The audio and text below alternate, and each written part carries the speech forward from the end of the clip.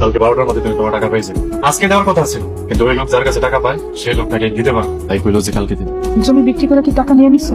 দামাদামি করে আসছি। ভাই ফোন করে তো জমি বিক্রি করবে না। জমি বিক্রি না করলে আমি তোমার কাবিনের টাকা দিতে পারবো না, এত টাকা নাই আমার কাছে। আমার কোনো কাবিনের টাকা লাগবে না, আমার তুমি মাফ করে দাও। আমি তোমার অনেক কষ্ট দিচ্ছি, অনেক দুঃখ দিচ্ছি, আমার তুমি মাফ করে দাও। আমি আর তোমার সাথে ঝগড়া করবো না।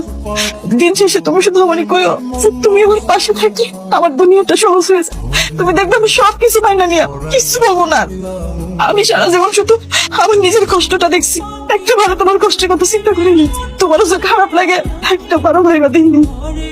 আমি আর কখনো তোমার কাছে কিছু চাইবো না, ছোটখাটো কোনো বিষয় নিয়ে ঝগড়াও করবো না। আমি ভাইবা দেখলাম তুমি যদি আমার জীবনে না থাকবো, আমার জীবনটা একেবারে মরুভূমির মতো হয়ে যাইবো। আমি তোমার সাথে থাকতে পারবো না।